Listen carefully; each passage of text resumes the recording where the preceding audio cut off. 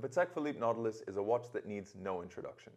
Whether it's the legendary reference 3700 released in 1976, the recently discontinued 5711, or the current production 5811, everyone knows the Nautilus and knows that it's a watch that can command prices of well into six figures in steel.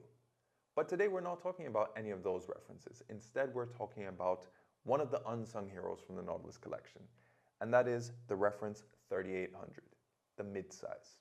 Released in 1981, this 37.5mm variation may not have been the first evolution on the Nautilus design, that credit goes to the 27mm quartz version, but this was probably the most significant. It's what evolved the Nautilus from being a model to being a collection.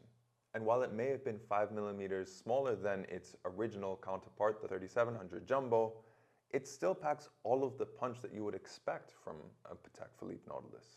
It still has, of course, that iconic Gerald Genta design with the rounded octagonal bezel. It's a monoblock case, which was typical for that era, different to the current production ones that are multi-piece. It has the integrated steel bracelet, of course, perfectly finished to Patek Philippe standards. Super slim, despite the fact that it actually had a slightly thicker movement than the 3700, more on that a little bit later, and a blue dial with the horizontal bars. This is everything one would expect from a Nautilus, especially of this era. However, there are a few subtle changes that do make it a little bit different and possibly even a little bit more interesting than the 3700. The first is on the inside. While the original featured a movement produced by JLC, which was exclusively manufactured for Patek, AP, and Vacheron, this actually featured one of Patek's in-house movements. So in that sense, it is more Patek than even the original Jumbo. The easy way to distinguish this from its vintage counterpart, the 3700, is that this has the running seconds hand, whereas the original Jumbo had no running seconds hand. This was a way for Patek Philippe to show a little bit more their inclination towards mechanical watches, despite the fact that they still had a quartz variation introduced at the same time. There were two main evolutions to this movement as well over the course of the 25-year tenure of the 3800. The first was in 1987 when a quickset was released to the caliber 335. The second, though, was probably the biggest. While maybe not the most functional, it was definitely the biggest when you consider what Patek Philippe is at today. And that was the introduction of the Geneva seal. In 1992, the movement was changed from the 335 to the 330. This introduced the Geneva seal quality finishing, which is something that Patek Philippe held on to until they phased that out in favor of their own seal, the Patek Philippe seal. But this signified that Patek Philippe was really pushing forward for this optimum level of quality and finishing that we know them for today. And this was something you could still get in the movement featured within the 3800.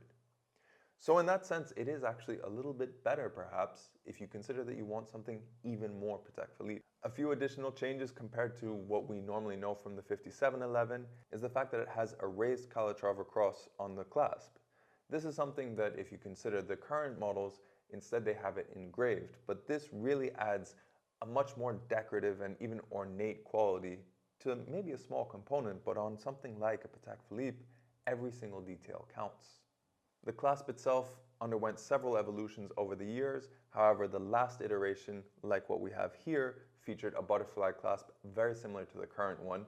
Interestingly, all of the clasps that were featured on the Nautilus of this generation featured the word Nautilus on the clasp, just as a little bit of a hint to what you have, in case you didn't already know how special it was. The build quality, of course, is phenomenal. Even a model like this, which is from one of the later generations, this is a 1998 model, the build quality is amazing when you compare it to even a present-day Nautilus. When you think of a comparison to Rolex, for example, a 90s Rolex will feel very different to a modern Rolex. In this case, though, the build quality is second to none, whether it's a vintage version like this or whether it's a present-day one. The last thing we need to address, though, at the end of the day of this is the size. 37.5mm may seem small compared to the present-day ones or to the full-size ones. However, when you consider that it still has a relatively wide shape, and that it is something that comes from an era where 36, 37mm would have been completely appropriate, when you put it on the wrist, you notice that this isn't really much of a compromise. It still has a good level of wrist presence. It's crucially still very slim. It embodies everything that the bigger watches do.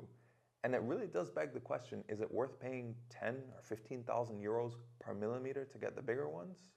That's something you have to decide for yourselves. But in any case, we'd love to know your thoughts on the reference 3800. Would you consider something like this compared to one of the bigger variations? Would you find this to be a compromise, or is this maybe just a bargain that's underrated? We'd love to know your thoughts in the comments below. Of course, if you like this video, make sure you like it and share it. If you want to see more videos about watches, then make sure you subscribe to the channel and hit the notification bell as well so you know when the next video comes out. We have a playlist for Patek Philippe, so make sure you check out that if you want to see more Patek content. And of course, if you're interested in this or any other watch we feature on our channel, you can always check the links in the description below if you want to buy one. But thanks for joining us on this quick overview of the Patek Philippe 3800, and we'll catch you on the next video.